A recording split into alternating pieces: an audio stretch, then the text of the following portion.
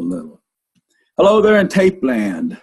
I'm here live with some students. If you're watching this, it means you weren't there live. We are going to, hello, Nick. Just walked in the room in live land. Nick, I'm recording this for people who can't come here, who can't attend it live. I mentioned that my goals are to do three things: to introduce myself, to explain what I mean by a Christian perspective, to explain what's different about this class, and to answer any questions you have. Nick, type into the chat and let me know that you're hearing me.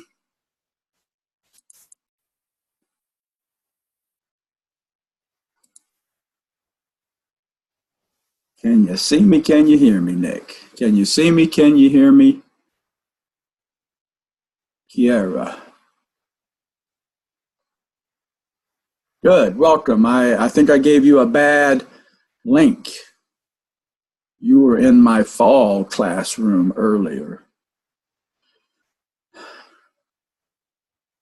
So as we go along, type any questions that you have. I want to start out by saying my name is Tim Rice, and I am a born-again believer in Jesus Christ. And I'll share more about me as the class goes on. So, hi, I've been introduced. Second item on my agenda is to explain what's different about this class, to explain what I mean by a Christian perspective, and to explain my approach to the class. And I mentioned in the email, I hope, that this is primarily geared toward parents. Students are going to hear what I have to say today.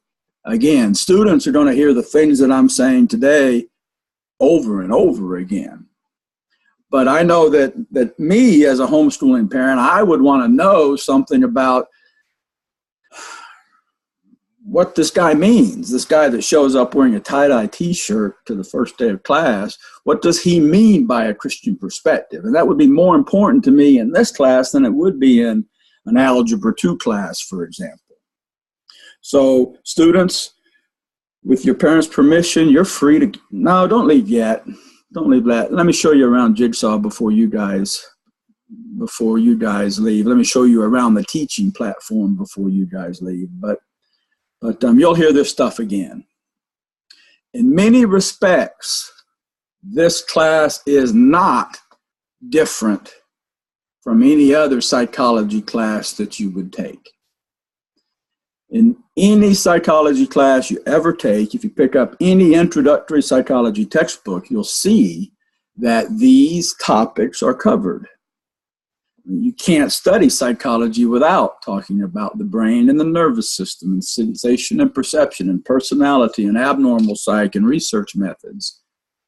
So we're not different in that respect. You guys are going to get a CLEP level introduction to psychology's content. Nothing special about this class in that respect. Similarly, any psychology class that you ever take will look at these items, these topics, these worldview perspectives, there's lots of names for them, these schools of thought. These are perspectives from which psychology looks at itself. These are perspectives that, let me see what that email said here. We signed in and the screen went blank. So we had to sign in again. And Kiara hears me, but isn't seeing me.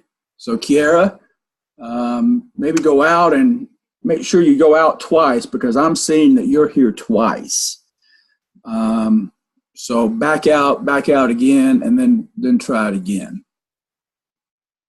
So she's communicating with me in the email here.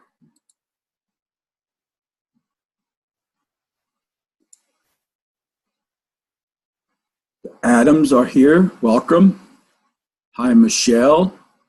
I'm recording this, so you'll be able to go into PowerSchool and see what you missed.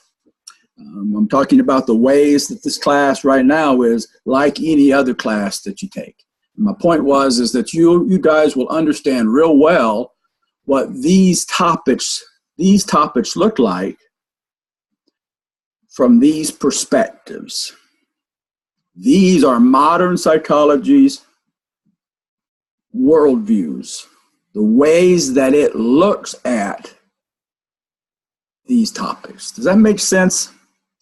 And again, that's not different. Every psychology class you're ever going to take is going to look at the psychodynamic perspective, Sigmund Freud. It's going to look at evolutionary psychology and V.F. Skinner and behaviorism.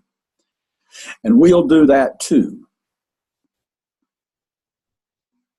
What's different is the worldview stuff. What's different is looking at it from a Christian perspective. And here's what is different about the class. And you need to know that this isn't a worldview class per se.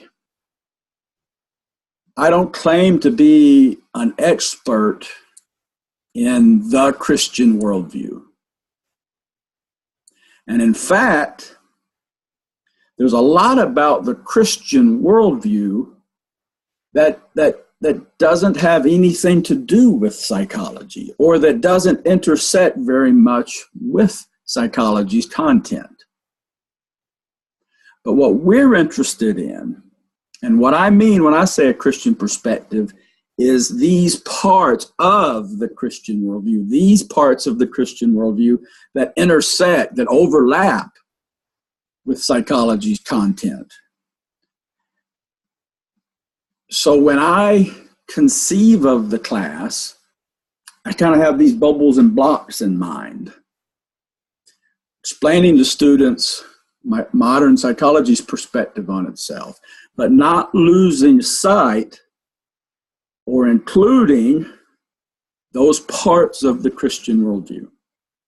So we're not interested. We're interested, but it's not important for us to examine the doctrinal fine points that we might have about the Christian worldview. What we're interested in, and what I do, my goal is to contrast the huge differences between those things about which all Christians agree, contrasting those things about which we all agree with what modern psychology's theories have to say. Contrasting those things about which we agree with what the world has to say, with modern psychology's schools of thought. And I mentioned to you that this is mainly geared toward parents, that students, we're going to go into this in some detail. But just by way of example, what that means for us in this class is we'll never lose sight of a Christian perspective on God. That we are the product, we are the purposeful creation of a relational God. And it's easy for us to contrast that with with modern psychology's perspective that says we are the product of natural processes. We are the product of evolution and natural selection. That's an easy contrast to make. And we'll spend a lot of time digging deep into that so that students come out of this class understanding evolution as it applies to psychology in ways that most college students don't get. We'll look at evolutionary naturalism and take it to its logical conclusion in terms of psychology, and then ask which makes more sense, that we were the purposeful creation or that we evolved. I'm hearing somebody's mic, so somebody is live, and you can it's Carrie, so I'm going to mute you, Carrie. Nothing personal. If you have a question, type it into the chat. There's a setting that I'll change so that in the future when you guys come into class, your mic and your camera will be off by default, so you won't have to worry about that. The chat is how you guys are going to ask me questions. Kiara's back, hooray. And only in those cases where it's too much for you to type will you turn on your mic. And you won't ever need to turn on your camera. So back to what's different about the class. One of the main differences is we won't lose sight of God and what the Bible says about God. And we won't lose sight of a biblical anthropology, a biblical understanding of what it means to be human. What is human nature? And it's easy for us to contrast the Christian perspective on what it means to be human with these naturalistic perspectives on what it means to be human. Does that make sense? So for example, all Christians and most people of other religions are to some extent deists. I'm not deists, but dualists. We all agree, I think, that we have a dual nature and that to be human is to be unique in the world. Sure, we have a body, but there's something about humans that is special. We have a mind, a consciousness, a soul that somehow transcends the body, transcends the physical brain. We have a supernatural nature that no animal has. You know, a God-likeness, if you will, that in some way reflects God's image in us. And at no point will we lose sight of that perspective on human nature, that there's something special, something no animal has, that's part of human psychology. And we'll talk about it in terms of the high and the low.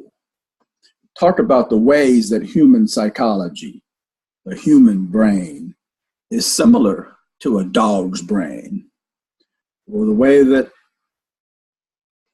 human psychology is comparable to horse psychology. But we won't stay down there. We'll also look to those ways that we reflect God's image in us, creativity and love and language, and there's tons. So we won't lose sight of that. We won't lose sight of the fact that the Bible tells us to be human, that human nature is sinful, a sin nature, the sin problem. And it will be easy for us to contrast the Christian perspective with modern psychology's perspectives that say we're born in a state of goodness, that we're to be human is to be born noble. Contrast the Christian perspective with the world's perspective that says sin. What is that anyway? It's not even a thing. And that will flow into our discussions of morality, of moral absolutes. We won't lose sight of the fact that the Bible says there are moral absolutes and that they're written on our heart. And we'll look at the evidence that suggests that's true. And then contrast that with the world's perspective that says that morality is relative, it's flexible, what's right for you might not be right for me, what's right today might not be right tomorrow. Does that make sense? Any questions so far? So we won't lose sight of biblical perspective on the nature of man. Modern psychology's has no room for the soul. We'll spend a lot of time talking about science, the science of psychology, and a biblical or a Christian epistemology. We'll look at our perspective on knowledge and how we can know things about the world. We'll look at the question of whether or not the Bible is a valid source of information about human psychology. We'll say yes. The Bible is an infallible source of information about everything, including human psychology. And we'll contrast that with the world's perspective that says the Bible, world's perspective that says that the only things that are real in this world are the things you can touch and taste and feel and smell and experiment with. A perspective that says the only things that you can know for certainty are the things that we discover with science. So we won't lose sight of a biblical view on knowledge, and we also won't lose sight of the fact that there are limits to science. There are some things that the techniques of science cannot discover. And I want students to come out of my class with being good consumers of scientific literature. There's a lot of people out there that claim that assert a worldview position and then wrap it in science. And so I want students to be a good consumer of research and scientific work. One of the big things that we'll talk about is mental pain and suffering and what to do about it. In fact, we'll spend a good part of the last 3 lectures talking about the causes of and cures for mental pain and suffering. And this topic's a little different in that, on the one hand, it's easy to contrast the Christian perspective with the world's perspective. But when it comes to mental pain and suffering and what to do about it, this is a topic about which Christians disagree. I don't know if you're familiar with the argument that Christians have, but Christians argue a lot about what causes suffering, mental suffering, and what is appropriate for, what are the appropriate things we can do about it. And we won't shy away from that argument, but we will make it real clear that there's a clear contrast between, when the tape's on, I feel like I have to rush. And the tape's on, so I feel like I have to rush, but I don't really have to rush. We believe that sin and disunity with God will mess you up, right? Sin and disunity with God will mess you up. And we can contrast that with the world that says sin and disunity with God, what are you talking about? All mental pain and suffering is a chemical imbalance of the brain or a result of trauma, or it's a genetic problem. But the world says sin and disunity with God, So that's easy.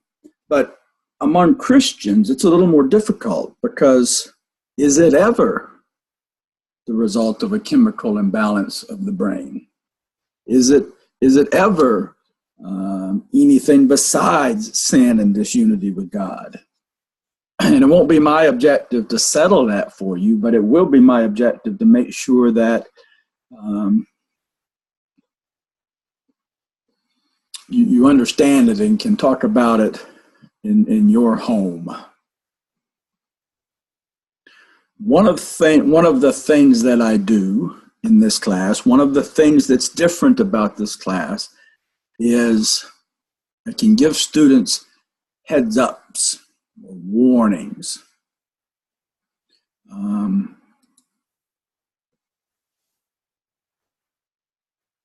College is challenging these days, more challenging than it was when I was a student. And one of the things that I'm able to do is tell students, hey, modern psychology says you're going to face this challenge when you get there. Modern psychology has shown us that if you're human, you have this tendency. Modern psychology says this, hey guys, heads up, warning, if you're human, you're going to face this challenge. If you're human, you're going to feel this pressure. It's forewarning them and preparing them to deal with what they're going to face. And evolution is where we do that the most, because today in 2017, 2018, psychology is said to be evolutionary psychology. Evolution is said to be the new psychology. A lot of the perspectives that parents heard when they took psychology back in the dark ages have sort of faded and replaced with the new scientific consensus, that of evolutionary naturalism. And I want students to know that psychology,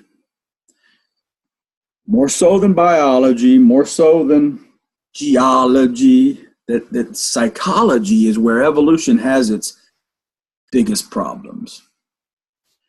Psychology class is where evolution has the most difficulty.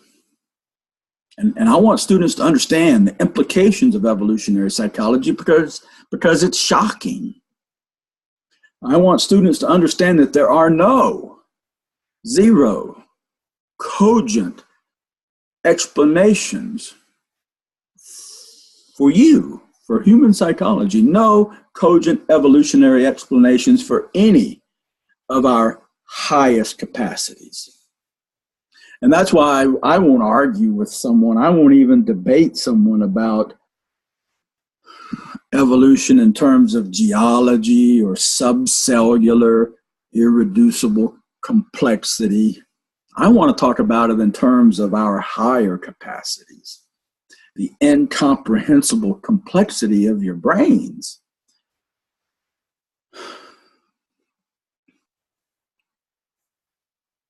So that's what's different about the class in a nutshell, that we will not lose sight of those parts of the Christian worldview when we examine psychology's content, when we examine psychology's major schools of thought. Any questions about that part? In terms of the mechanics of the class, you guys will have your work. You guys will have learning objectives from the textbook. You guys will accomplish a CLEP level introduction to psychology. And each week you'll have learning objectives towards that end.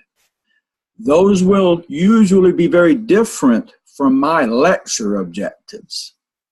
You can say, he's not going to read from the textbook. And sometimes I'm going to stray far and wide from the textbook so that we can look deeper behind the stuff that everybody learns.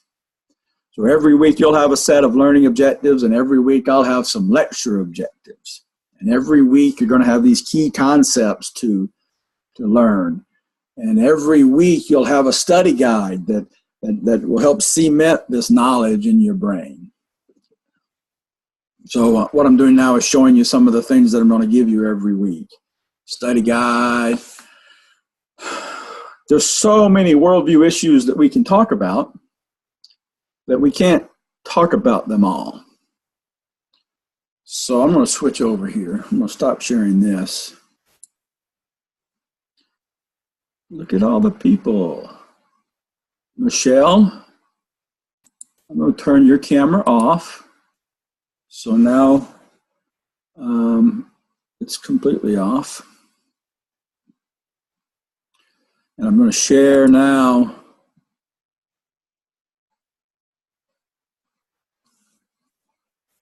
Power School. Hopefully you've been able to log in, and hopefully you've seen the class page, and hopefully you've seen the, oh, look at that.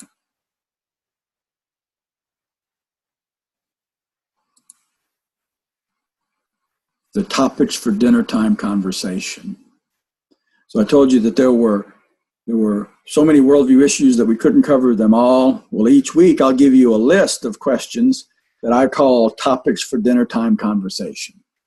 And these are things that I hope you and your family will sit around the dinner table or around the living room and talk about those things. Hey, Dad, what do you think about dualism?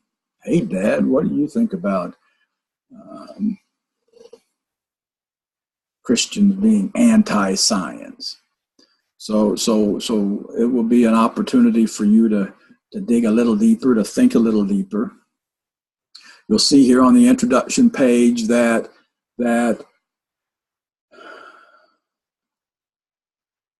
opportunities for further study. There it is, right there where my cursor is. In each week, there'll be a list of opportunities for you to dig deeper. If I say something that's interesting, if when we're talking about hypnosis, you decide, hey, I want to learn more about hypnosis, or hey, I want to learn more about schizophrenia, then there'll be some resources for you to dig a little deeper.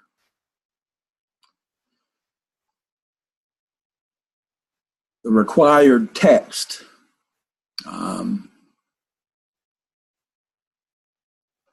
It's free to you guys as a digital PDF file if you don't mind reading that.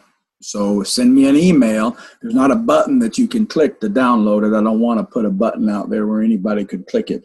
But email me and I'll send you a link where you can download a copy of the textbook, Psychology: A Christian Perspective, or you can order it about anywhere. All the online retailers sell it, or you can order it from me.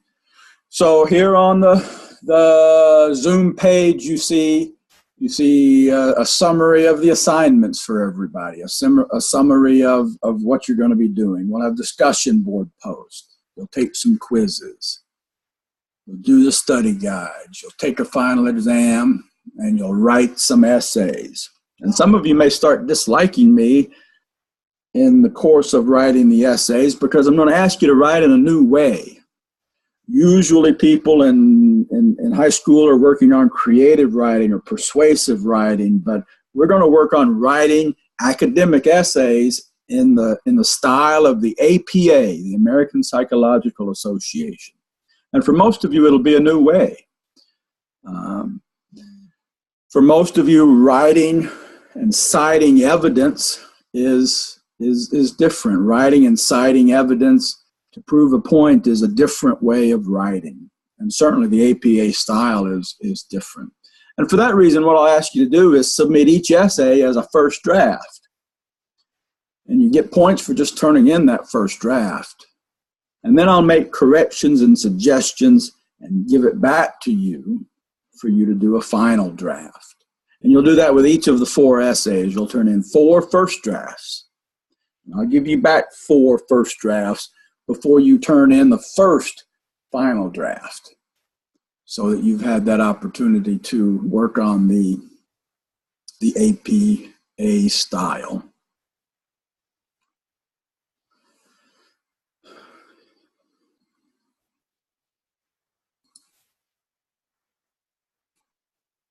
What questions do you have about this class?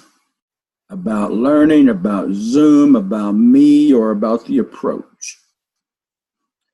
Because I have covered everything on my notes. In the first lecture, for Thursday students is this Thursday tomorrow.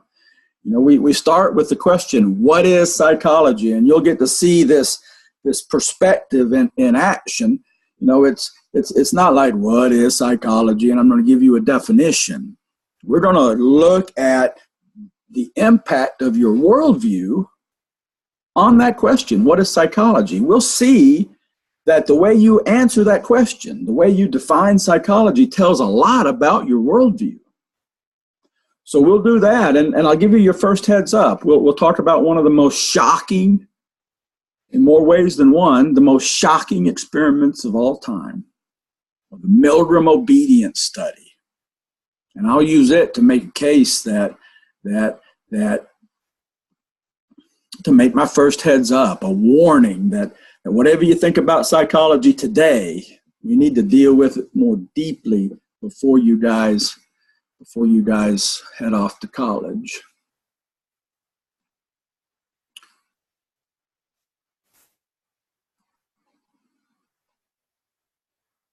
I'm going to turn the recording